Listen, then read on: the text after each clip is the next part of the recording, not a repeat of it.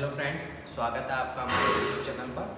आज का जो मेरा टॉपिक है वो है एनबीसी यानी national building code. National building code के अंतर्गत बिल्डिंग्स कितने प्रकार की होती हैं। देखिए, जो भी बिल्डिंग एनबीसी के अकॉर्डिंग क्लासिफिकेशन किया गया है उसी के आधार पे क्या किया गया है, उसमें इंस्टॉलेशन का प्रोसेस रखा गया है। इंस्टॉलेशन का प्रोसेस मतलब कि वहाँ पे डाउन कॉमर होगा, बेड राइजर होगा, स्प्रिंकलर सिस्टम होगा कि नहीं होगा, वहाँ पे मोफा यानी manual operated fire alarm system होगा या फिर वहाँ पे एड्रेसेबल अलार्म सिस्टम होगा, वहाँ पे कितने लीटर की कैपेसिटी बनेगी।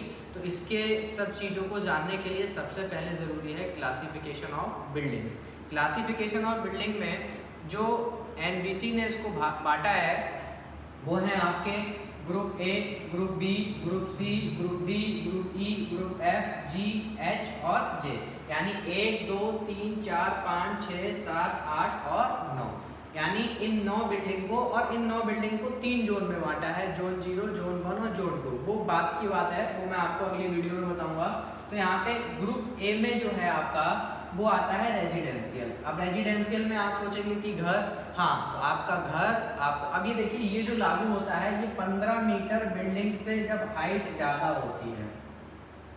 इस क्लासिफिकेशन के अकॉर्डिंग जो इंस्टॉलेशंस लागू होता है वो किन के लिए है, जहाँ पे 15 मीटर से ऊंची बिल्डिंग्स हैं या जिसकी हाइट लगभग, या फिर उनका कहें कि जो क्लासिफिकेशन है वो किसके अकॉर्डिंग है, या इनमें किसी हजार्डस चीज़ में आ रहा है, स्टोरेज में आ रहा है, तो उसके बाद में घट जाता है। लेकिन रेजिडेंशियल की मैं बात करूँ तो 15 मीटर से ऊपर जहाँ पे रहता है। तो रेजिडेंशियल में आपके क्या क्या आते हैं, जैसे कि आपका अपार्टमेंट हो गया, जैसे कि आपके होटल्स हो गए, आपके बड़े बड़े हॉस्टल्स हो गए।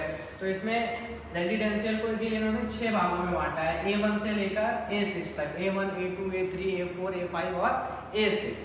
दूसरा हमारा आता है एजुकेशनल, जिसमें आप जब घर, इसको अगर हम याद करें कि हमें कैसे याद करना है, तो हर व्यक्ति क्या करता है, हर बच्चे का जन्म घर पर होता है यानी रेजिडेंशियल में होता है। उसके बाद वो स्कूल जाना शुरू करता है यानी एजुकेशन लेना शुरू करता है। फिर हायर एजुकेशन के लिए वो इंस्टीट्यूट जाता है। इंस्टीट्यूट के बाद में उसको शौक होता है तो वो असेंबली वगैरह ज्वाइन करता है। असेंबली करने के बाद में ये शिक्षा और इंस्टीट्यूट और असेंबली में समाज में रहने के बाद वो सोचता है कि वो बिजनेस करना चाहता है, और बिजनेस जब वो सीखने लगता है तो वो एक मर्केंटाइल हो जाता है और फिर उसको इंडस्ट्री से कनेक्शन करना मजबूरी हो जाता है। इंडस्ट्री में जब वो जाता है तो वहाँ देखता है कि स्टोरेज होते हैं और स्टोरेज के साथ साथ वहाँ पर हजार्डस स्टोरेज भी होते हैं। अगर आपको इस कहानी के रूप में याद करना है तो ऐसे भी कर सकते हैं। अगर नॉर्मली आप याद कर सकते हैं, ए में रेजिडेंशियल, बी में एजुकेशन, सी में इंस्टीट्यूशनल, डी में असेंबली, ई में बिजनेस, एफ में मर्केंटाइल, जी में इंडस्ट्रियल, एच में स्टोरेज और जे में हजार्डस। तो दूसरा हमारा था एजुकेशनल। एजुकेशनल में हमारे क्या आते हैं, जैसे सेकेंडरी लेवल एजुकेशन हो गया,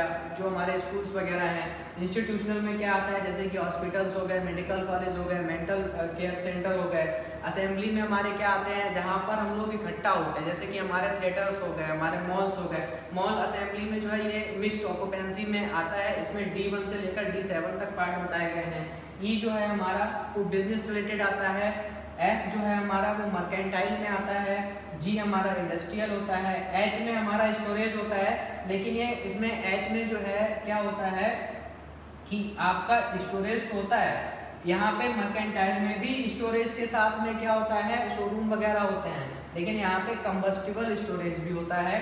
और जे में आता है आपका हजार्डस स्टोरेज, जहाँ पे प्रेशर ज़्यादा है, दबाव ज़्यादा है। ऐसे स्टोरेज जैसे कि हम किसी गैस का स्टोरेज कर रहे हैं किसी कंटेनर में, या फिर ऐसी बिल्डिंग जहाँ पे हम हाई प्रेशराइज्ड चीज़ों को इस्तेमाल कर रहे हैं, तो वो हमारा जे में आता है। तो यहाँ पे मुझे उम्मीद है कि आप 9 प्रकार की बिल्डिंग्स को समझ गए होंगे, A, B, C, D, E, F, G, H और J, जिसमें कि क्या है, residential, educational, institutional, assembly, business, mercantile, industrial, storage और हजार्डस। बिजनेस में आप लोग सभी समझते हैं ऑफिसेज वगैरह जहाँ डॉक्यूमेंट रिलेटेड वर्क किया जाए। मर्केंटाइल में आपका जहाँ पे व्यापार संबंधित चीज़ें, जैसे कि आपके दुकान हो गया, बड़ा सा जैसे कि किसी चीज़ का शोरूम हो गया, उसमें स्टोरेज भी होता है, पीछे विद स्टोरेज भी शॉप्स होती हैं, और गोडाउंस वगैरह हो गए। इंडस्ट्रियल आप सभी लोग जानते हैं, मैंने बताया भी है कि इंडस्ट्री किसे कहते हैं, जहाँ पे 20 लोग पावर या विदाउट पावर के साथ काम करते हैं और मैन्युफैक्चरिंग का वर्क करते हैं, वो इंडस्ट्रियल कहलाता है। नेक्स्ट जो है हमारा स्टोरेज यानी संग्रहण, सभी जानते हैं। और जे में हमारा आता है हजार्डस कंडीशन से, हजार्डस सिचुएशंस वाले सभी वो